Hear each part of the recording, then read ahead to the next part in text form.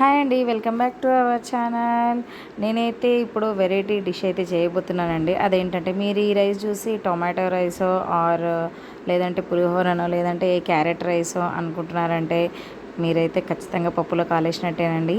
ఇదైతే ఆ రైస్ అయితే కాదండి, నేనైతే ఒక డిఫరెంట్ రైస్ అయితే చేయబోతున్నాను. ఇది చిన్నగా ఉన్నప్పుడు మా అమ్మ అయితే మాకు చేసి పెట్టేదండి రైస్. సో నేను కూడా మా పిల్లలకైతే ఇది అప్పుడప్పుడు చేసిస్తుంటాను. వాళ్ళకైతే చాలా ఇష్టంగా తింటారండి. అదేంటంటే పప్పు రైస్ అండి. మీరు విన్నది కరెక్టే అండి. నేను చేసేది పప్పు రైస్.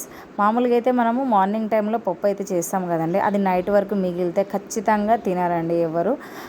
మధ్యాహ్నం పూటనే మనం ఏదో అప్పడాలో వడియాలో కాలిస్తే పప్పు తినడం కష్టము. నైట్ వరకు అదే పప్పు అంటే ఖచ్చితంగా తినారండి. సో ఇలా నేను దాంతో మిగిలిన పప్పుతో పప్పు రైస్ అయితే చేస్తానండి. మా పిల్లలు అయితే చాలా అంటే చాలా ఇష్టంగా అడిగి మరీ తింటారండి. సో సింపుల్గా ప్రాసెస్లోకి వెళ్ళిపోదామండి. సో ముందుగా అయితే కడాయిలో ఆయిల్ వేసుకున్నాను. కొంచెం జీలకర్ర, ఆవాలు, కరివేపాకు ఉంటే కరివేపాకు, ఎండుమిర్చి వేసుకోవాలంటే వేసుకోవచ్చండి. నేనైతే అవన్నీ అయితే స్కిప్ చేశాను ఇక్కడ.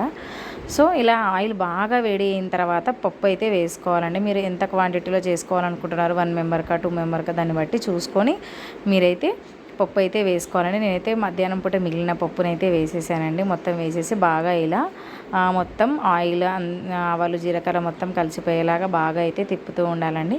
మనం కొంచెం సేపు ఆపితే అదైతే అడుగండిపోతుందండి. సో మనం ఇలా తిప్పుకుంటూ ఉండాలి కొద్దిసేపు. సో నేను ఇలా పక్కన రైస్ కూడా పెట్టేశానండి. రైస్ కూడా రెడీ అయిపోతుంది. చాలా అంటే చాలా సింపుల్ ప్రాసెస్ ఇది ఓన్లీ 5 మినిట్స్లో అయిపోతుందండి ప్రాసెస్. చాలా అంటే చాలా ఈజీ ప్రాసెస్. ఒక రైస్ ఒకటి చేసుకుంటే చాలు. లేదు అంటే మనకు ఆఫ్టర్నూన్ టైంలో మిగిలిన రైస్ ఉన్నా కూడా మనము ఇలా పప్పు రైస్ లాగా చేసుకోవచ్చండి. చాలా అంటే చాలా ఈజీ ప్రాసెస్ ఇది. సో పప్పు కొంచెం వేడైన తర్వాత మనమైతే అందులో కొంచెం రుచికి సరిపడా సాల్ట్ అయితే వేసుకోవాలండి. కొంచెం సాల్ట్, ఇంకా కొంచెం కారం అయితే వేసుకోవాలండి. మీ కారాన్ని తగ్గబట్టి కొంచెం కారం ఎక్కువ తినే వాళ్ళు ఉంటే కొంచెం కారం ఎక్కువ వేసుకున్నా బాగానే ఉంటుందండి. సో మనం ఇట్లా కొంచెం కారము, ఉప్పు అవన్నీ వేసుకొని అయితే కొంచెం అయితే బాగా తిప్పుకోవాలండి. నేను ఎక్స్ట్రా ఇక్కడ కొంచెం ధనియా మసాలా అయితే యాడ్ చేస్తున్నానండి. అంతే, ఇంకేమీ యాడ్ చేయట్లేదు. ఓన్లీ సాల్ట్, కారం, ఇంకా కొంచెం ధనియా మసాలా అయితే యాడ్ చేశానండి. లాస్ట్లో అయితే కొంచెం లెమన్ జ్యూస్ అయితే పిండుకోవాలండి.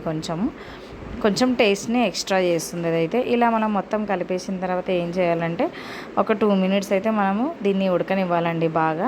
ఎందుకంటే మనమైతే కారం అయితే వేసాం కదా, ఆ కారం కొంచెం ఉడకడానికి టైం తీసుకుంటుంది కాబట్టి ఒక 2-3 మినిట్స్ అయితే మనం దీన్ని కొంచెం క్యాప్ క్లోజ్ చేసి కొంచెం ఆయిల్ తేలేంత వరకు కొంచెం ఉడికించుకుంటే చాలండి. కొంచెం ఆయిల్ అయితే పైకి తేలిన తర్వాత ఆల్మోస్ట్ మనకైతే ఇది రెడీ అయిపోయినట్టు అండి. చాలా సింపుల్ ప్రాసెస్. మీరైతే ఒకసారి ట్రై చేయండి.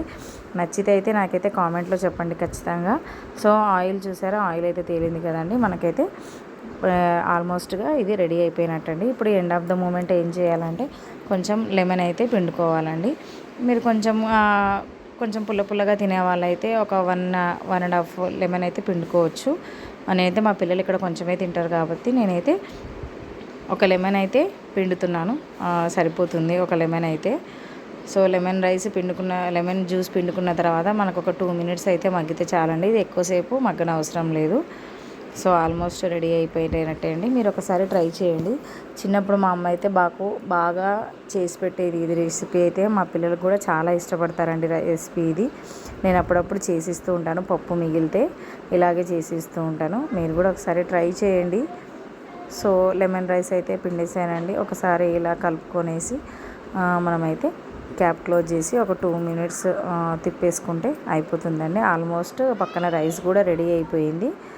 సో ఇది అయిపోయిన తర్వాత మనం ఏం చేయాలంటే రైస్ వేసుకున్న తర్వాత మనం మామూలుగా వేడి అన్నం అయితే మామూలుగా మీరు రైస్ వేసుకొని తిప్పుకొని కొంచెం ఒక 1 మినిట్ పెట్టేసి సర్వ్ చేసేసుకోవచ్చు. మీరు ఆఫ్టర్నూన్ రైస్ ఉందనుకోండి, కొంచెం రైస్ ఇలా వేసుకున్న తర్వాత దాన్ని వేడి చేసుకుంటూ ఒక 2 మినిట్స్ అయితే రైస్ వేడి చేసుకోవాలంటే ఇప్పుడు ఆటోమేటిక్గా వేడి అన్నంలాగా అయితే అయిపోతుందండి. మనకు చాలా అంటే చాలా టేస్టీగా ఉంటుంది. నాకైతే ఇక్కడ రైస్ అయితే రెడీ అయిపోయింది. మా పిల్లలందరూ అందరం ఇదే తింటాం కాబట్టి నేనైతే కొంచెం ఎక్కువ క్వాంటిటీ చేసుకున్నాను. సో బాగా తిప్పేసుకొని ఇలా వేడన్నమే కాబట్టి ఎక్కువసేపు అయితే పెట్టనవసరం లేదు. నీట్గా కొంచెం కలిపేసుకుంటే సరిపోతుంది. చల్లన్నం అయితే కొద్దిసేపు వేడి చేయాలి. నాకు ఇక వేడి అన్నమే కాబట్టి నేనైతే ఎక్కువసేపు వేడి చేయను. మామూలుగా వేసేసి కొద్దిసేపు తిప్పేసి అయితే నేనైతే సర్వ్ చేసేస్తాను. మీరు ఇలా ఇంకొక వెరైటీగా ఇలా పప్పుతో పాటు మనము దీన్ని ఆవకాయలో నంచుకున్నా కూడా చాలా బాగుంటుంది. లేదంటే ఏం కర్రీ లేకపోయినా ఉట్టిగా తినడానికైనా కూడా చాలా బాగుంటుందండి ఇది. మీరైతే ఒకసారి ట్రై చేయండి. ట్రై చేసి నాకు కామెంట్ బాక్స్లో అయితే చెప్పండి ఎలా ఉందో. సో ఆల్మోస్ట్ అయితే రెడీ అయిపోయిందండి. క్యాప్ క్లోజ్ చేసి ఒక 2 మినిట్స్ అయితే పెట్టేసి సర్వ్ అయితే చేసేద్దామండి. ఫైనల్ అవుట్పుట్ అయితే మీకు చూపిస్తానండి ఇప్పుడు నేను. చూసారా, అయిపోయిందండి, ఆల్మోస్ట్ రెడీ అయిపోయింది. నేనైతే కొంచెం సాల్ట్ అవన్నీ లెమన్ అంతా సరిపోయిందో లేదో ఒకసారి టేస్ట్ అయితే చేస్తానండి. చాలా బాగుందండి టేస్ట్ అయితే. మీరు కూడా ఒకసారి ట్రై చేయండి. మా వీడియో మీకు నచ్చినట్టయితే లైక్ చేయండి, షేర్ చేయండి, సబ్స్క్రైబ్ చేసుకోండి. Thank you.